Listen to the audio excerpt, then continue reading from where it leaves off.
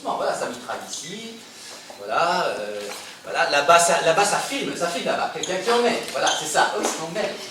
Un code, un lead. C'est ça, voilà. C'est ça, très bien. Stop. Ah, ça va pas l'air. Il est pas bon, il est très mauvais. Voilà. Ah, là-bas, oui. Oh, voilà, oui, ici. Super, très bien. Très bien. Voilà. Voilà, et ça se baisse, ils sont curieux, ça se baisse, voilà, ça, dangereux, animal, cassez les corps. En bas, en haut, focus jardin. Ouais, jardin. Bien, remettez-vous. Alors, je suis Frédéric Péchin, je suis pédagogue, performeur et comédien. Et il se trouve que j'interviens dans une école de clown contemporain à Paris qui se nomme le Samovar. C'est là que j'ai rencontré donc tous les interprètes qui sont autour de moi et c'est ensemble, à leur demande, qu'on a souhaité travailler sur une masterclass qui serait un début de création qui se prolongerait par la suite sur un territoire. Alors une masterclass dans le domaine des arts vivants, c'est vraiment basé sur deux objectifs, à la fois un approfondissement des connaissances et des processus de création, et après, je dirais que même qu'il y en a trois. À la fois, donc le premier c'est celui-ci, les processus de création, le deuxième c'est donner à chaque stagiaire de quoi pouvoir repartir dans ses univers et de quoi pouvoir travailler. Et puis le troisième, évidemment, c'est un peu comme un workshop, c'est réfléchir ensemble peut-être à un objectif de création sur le long terme, sur une résidence beaucoup plus longue dans les endroits où on est accueilli. Joël, qui est habitant à Bouzigues, a proposé qu'on vienne chez lui, ici, alors que pour la plupart, c'est un coin qu'on ne connaissait pas. Et accessoirement, c'est aussi au niveau des services culturels, ils ne connaissaient pas non plus ce travail. Du coup, il y a eu deux envies qui se sont rencontrées. Deux envies qui étaient clairement basées dès le départ sur la transversalité, c'est-à-dire vraiment l'échange, les synergies, tout ce qui peut se développer à la fois avec les personnes qui habitent ces localités dans lesquelles qui nous accueillent, mais aussi avec tous les différents services avec lesquels on travaille, que ce soit les services techniques, que ce soit les services culturels, c'est-à-dire proposer vraiment du transversal concret. Et puis offrir après des moments de présentation, parce qu'il me semble fondamental, surtout sur une masterclass, c'est souvent de très bon niveau. Du coup, ouvrir les portes de l'atelier et laisser pénétrer un public qui vient et qui regarde les processus de création, ça me semble à la fois très intéressant, et puis nous, ça nous offre aussi un moyen d'avoir une espèce d'interaction déjà par rapport au travail qu'on entame. Un petit peu la magie de ce village, c'est concrétisé par les rencontres avec d'une part la postière, d'autre part la responsable de la culture, Madame le maire, les secrétaires de mairie, une synergie qui s'est vraiment mise en place, des propositions. Nous sommes arrivés en disant nous aurions besoin d'une salle parce que nous avons un peu de difficulté de le faire à la maison. Chez moi, c'était pas assez grand, la réalité a été là. Et on nous a dit, mais on peut vous poser une salle, on peut... vous n'avez pas des problèmes d'hébergement? Si, du coup, les conseils municipaux, pour la plupart, se sont proposés pour nous héberger. Et Joël, à un moment donné, un jour, on discutait, il me dit, si on demandait aux gens du village de nous fournir des costumes. Oui, lorsque nous étions à la bibliothèque avec un petit peu plusieurs personnes en préparant, avec Lynn, avec Bérénice, tout ça, des gens du village qui travaillaient sur le projet. C'est une bibliothèque et nous nous posions différentes questions. Et est arrivée la problématique du costumier, que nous avions un gros costumier sur le Samovar sur lequel nous piochions. Et cette proposition a été faite, qui a été tout de suite accueillie, de créer un costumier à partir des dons de la population.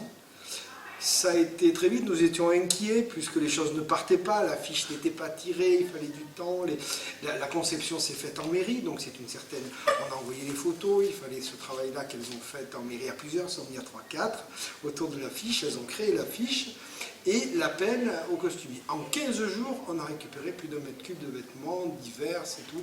Les gens marchaient tout de suite, encore hier soir, on nous avait des chapeaux, des sacs à main, c'est vraiment l'envie de nous donner, de nous aider. Ouais. Ce que nous, on a aimé avec Joël sur ça, c'était la symbolique. C'est-à-dire de pouvoir réutiliser des choses, déjà, premier niveau. Deuxième niveau, en réutilisant ces choses, de donner à les voir portées par d'autres personnes, alors que ces gens, ils ont une histoire. Et ce travail sur la symbolique, elle nous tenait vraiment, vraiment à cœur. C'était aussi un moyen, je dirais, indirect de déjà faire du lien. C'est-à-dire de passer voir les gens, de leur demander, ils nous disaient qu'est-ce que vous voulez exactement. Hier soir, la couturière, un exemple concret, la couturière vient, elle dit bah voilà, j'ai ça, des collants troués. Et nous on a dit on prend. Savoir que en fait, ce processus se met en place donc sur les costumes. Un jour, on va à Metz pour chercher de la mousse, parce qu'on doit récupérer énormément de mousse pour travailler les formes. On rencontre une personne qui fait de la sellerie et qui nous dit, écoutez, moi je veux bien venir vous aider à conformer les mousses, les coller, améliorer les costumes.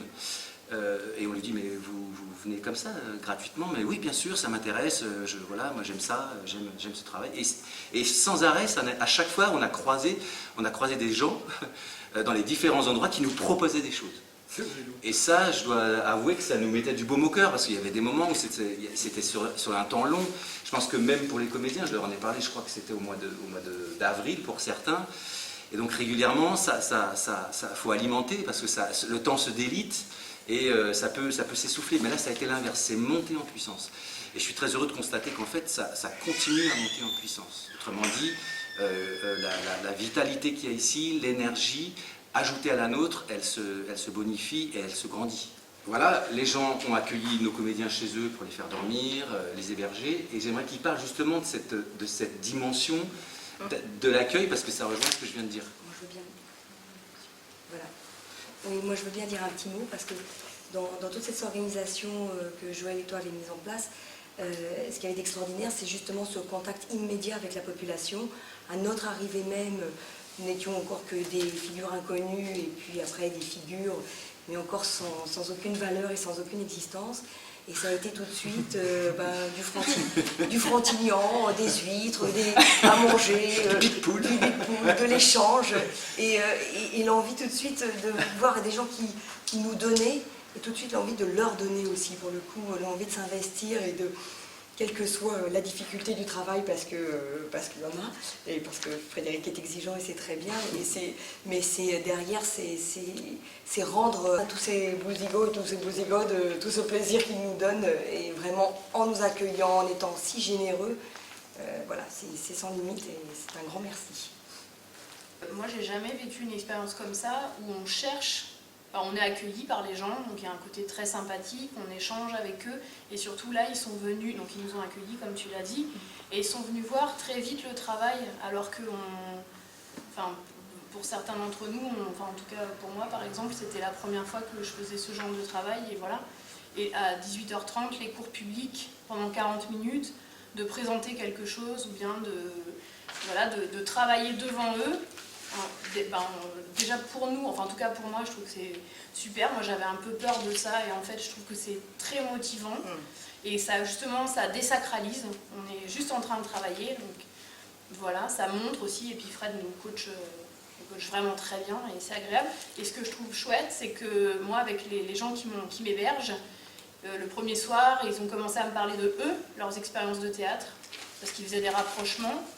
Et puis le deuxième soir, ils m'ont dit, d'ailleurs je voulais te le dire, je te fais une annonce, ils m'ont dit ça nous donne envie de le faire nous aussi, en fait. On a envie de le faire aussi, on aimerait bien pouvoir le faire. Et ça, je trouve que c'est riche, en fait, parce qu'effectivement, c'est perméable. On est au milieu d'une ville, on est avec des gens, on échange, c'est riche pour nous, c'est riche pour eux. Moi, j'avais jamais fait un projet comme ça. Alors donc il y a encore des photos, il y a pas de choses à dire, pas de mon part. Très bien, voilà. Quelqu'un qui chante, une petite Clémence. Quoi? Tu communies. Voilà, très bien. Donc derrière ça va se mettre en chorégraphie. Allez, on essaie de trouver, voilà. Aiguillez, reculez, c'est moi toute seule, allez-y. Voilà, c'est ça. Alors, ce qui est assez particulier avec ces univers bouffonnesques, c'est que d'entrée de jeu, déjà, ça fait appel aux univers individuels de chaque stagiaire. C'est pour ça qu'ils viennent avec des valises. Il faut vraiment du matériel, du chant, du corps, des choses, voilà, des mousses, des costumes. Chacun vient avec beaucoup de valises. Ce qui est particulier, c'est que on est sur leurs univers respectifs, qu'on fait se rejoindre. Mais à la fois, lorsqu'on construit d'abord les personnages, premier niveau d'écriture, Ensuite, on construit des mini-histoires sous forme de bande, deuxième niveau d'écriture. Et puis, troisième niveau, c'est le jouer et écrire l'ensemble, la globalité. Mais ils sont donc à la fois acteurs et auteurs. Et c'est vraiment quelque chose qui est particulier. On le retrouve aussi chez le clown, mais dans des narrations qui sont différentes. L'image qui, moi, sur les univers boussoinesques en général, parce qu'il y a plusieurs catégories, ça se décline, c'est une cartographie. L'image qui, moi, que je trouve vraiment belle, c'est qu'ils inversent tout. Autrement dit, ce sont vraiment des baobabs. Leurs racines sont au ciel et les branches sont dans la terre. Et c'est offrir du coup, donner à voir des endroits de manière différente, ouvrir des espaces, bouleverser le quotidien, mais le bouleverser en étant vraiment dans ce qui moi m'interpelle, c'est donner un avant-goût du mystère qu'il y a derrière parfois juste une parole, derrière parfois juste un geste, derrière un bâtiment, ou alors simplement durant une rencontre. Et donc c'est très important de dire qu'ils n'écrivent pas comme dans le théâtre classique. Ils inventent l'écriture. Et surtout, elle s'invente dans le travail. C'est-à-dire que très vite, je donne une thématique par exemple, ils mettent en scène, ils travaillent, on écrit. La narration, comme elle est en diagonale, c'est pas une frontalité avec le public, c'est vraiment en proposition. Et puis donc l'univers monte, ça dure le temps que ça doit durer, il disparaît et ça part ailleurs. Autrement dit, le public fait son travail de public. Il est mis on est vraiment en interaction avec lui. Dans ce travail de sensibilité, tout ce travail sur les sensations, le sensible. Mais ce que moi je trouve en tant que pédagogue sur ce travail-là, intéressant, c'est que lorsqu'ils travaillent, je rentre avec eux dans leur corporalité. Et c'est avec eux que j'essaie de trouver la combinaison. À partir du moment où on a trouvé la combinaison, eux-mêmes deviennent marionnettistes de ce corps. Et à partir de ce moment-là, on peut commencer à jouer à ce qu'on veut et on propose. Ok, faites-moi 3 rangées. Là qui vont là, tac, tac, il y en a qui vont derrière, tac, tac, il y en a qui vont là. Ok, ça y est, on va lancer la musique. Alors, quoi? Comme les rois mages, On gagne. Tu lèves les yeux, l'étoile plus belle. Je suivrai, si tu imaginerais. La la la la la, dans ton corps. destination. Bonsoir, ok, on gagne.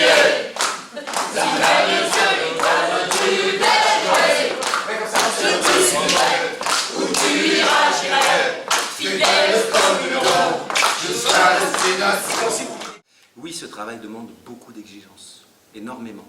Ça ne supporte pas le moins, c'est de l'orfèvrerie corporelle, verbale et visuelle. Donc on est vraiment dans des choses qui s'apparentent au cinéma, à la bande dessinée, à toutes ces choses-là en fait. Et on s'appuie d'ailleurs aussi en termes de mise en scène sur des choses identiques. Les fondus enchaînés, les travelling, moi, mon travail, je le dis très honnêtement, je pense être au bon endroit quand le public, à un moment donné, nous supporte, mais dans le sens « j'ai envie d'être avec vous ». C'est-à-dire ce n'est pas quelque chose il n'y a pas un fossé. On est vraiment dans quelque chose de l'ordre à la fois du mouvement, mais aussi, un peu comme le tango, dans quelque chose de fils qui se tendent comme ça, et qui génère c'est de la danse en fait avec le public, vraiment. Je reviens maintenant sur les objectifs de départ, négociés avec les deux différentes villes, c'est intégrer la population. C'est-à-dire réussir une création où ils peuvent devenir soit figurants, soit travailler sur les costumes, on a des couturières, enfin moi je souhaite revenir à chacun des spécialités, et soudain c'est ça qui fait une troupe. Ce qui rejoint aussi le travail du bouffon, il travaille en bande, on est une troupe. On ne peut pas être un bouffon seul, ce n'est pas assez fort. Donc ça pose aussi la question à la fois d'un déploiement, mais aussi d'une puissance d'évocation. Les bouffons jouent c'est jubilatoire. Et c'est pour ça que ça n'est pas agressif. C'est pour ça qu'on sent à quel moment c'est trop, à quel moment c'est pas assez. Et c'est là où les comédiens, ils ont le juste curseur. Il y a jubilation, liberté, et bien sûr, quelque chose qui me tient à cœur, c'est la subversion. C'est-à-dire de nouveau réinvestir les espaces de jeu, de théâtre. C'est à la fois la rue, bien sûr que ce sont les théâtres classiques, les théâtres anciens, mais c'est aussi inventer nos espaces de jeu. Proposer des opus qui puissent naître n'importe où, mais en arrivant avec un gros bagage. Ça, j'insiste énormément sur ça. C'est une introspection, et d'être dans le corporel, on n'est pas du coup dans quelque chose qui basculerait dans du psychologique. Non, on cherche dans les corps. Ça devient un langage universel. Ça peut se jouer partout. Et ça parle. Pourquoi? Il y a eu des bouffons en Angleterre, dans le travail shakespearien. Il y a des bouffons en Amérique du Sud. Il y a eu des bouffons en Chine. Et moi, je suis très influencé par toutes ces cultures, puisque ça faisait... Le pédagogue sur lequel j'ai travaillé a été rechercher tout ça en essayant de le réinscrire dans des modes de formation contemporains. C'est-à-dire le kabuki, le théâtre no, le katakali, toutes ces choses qui mélangent danse, chant, théâtre, mais sur des formes qui sont le buto, des formes qui sont très ancrées, qui travaillent énormément sur les éléments, sur l'espace. Enfin voilà, il y aurait plein de choses à dire, et c'est un plaisir de le... Je suis content que ces interprètes portent ce travail que je propose. J'en suis vraiment, vraiment très heureux. Oh oui!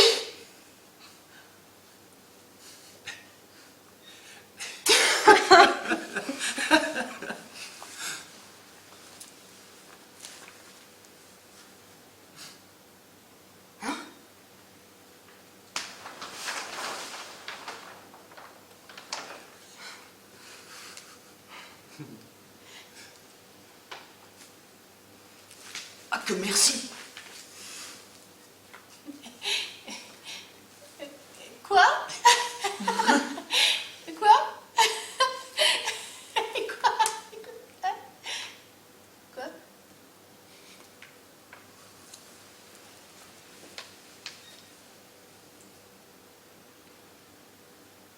Aboulé!